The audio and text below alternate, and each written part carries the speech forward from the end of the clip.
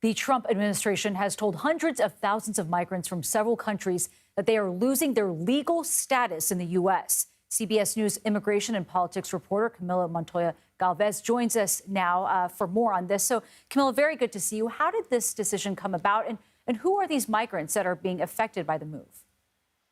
Hi, Nancy. Well, this action by the Trump administration stems from a Supreme Court ruling back in May that allowed the Department of Homeland Security to follow through on an action to terminate a Biden-era program that allowed 500,000 migrants from Cuba, Haiti, Nicaragua, and Venezuela to come here legally under the Biden administration.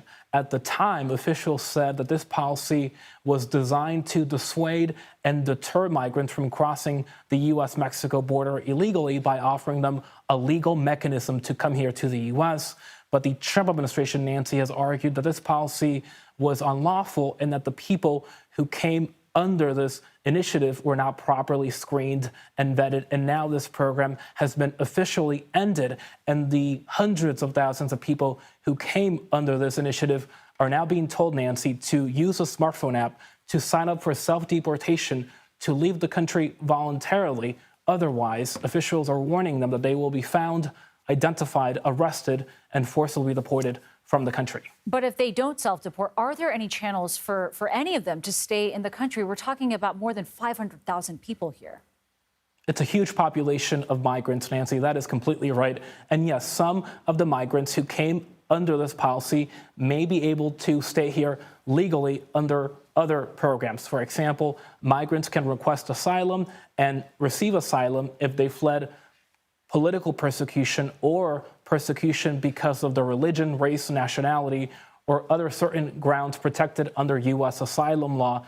Additionally, some migrants may be eligible for a green card, for example.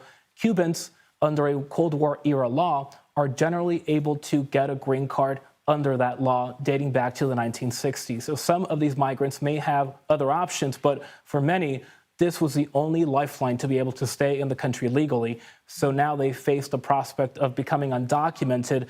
Now their presence could be illegal in the country. They will not be eligible to work, or they will have to leave and go back to their home countries. And Camilo, switching topics here, tomorrow there will be a hearing in the case of Camilo Garcia, the man who was mistakenly deported to El Salvador, now back in the U.S. facing criminal charges. What will you be watching for? Well, just to level set, Kilmar Abreu Garcia, Nancy, is back in the U.S. after being mistakenly deported to El Salvador, but he's also back facing serious federal charges related to what the Justice Department has alleged was a sophisticated effort by him and other individuals to smuggle migrants, including children, into the U.S., illegally migrants from countries like Ecuador, Guatemala, and other nations in Latin America. And now we know that a federal court in Nashville will be deciding the question of whether he should be detained by the federal government while this trial continues. And while he faces these charges, the government is arguing, Nancy, that he is a public safety threat who must remain in detention. His lawyers, of course, dispute that. Camilo Montoya-Galvez, thank you very much.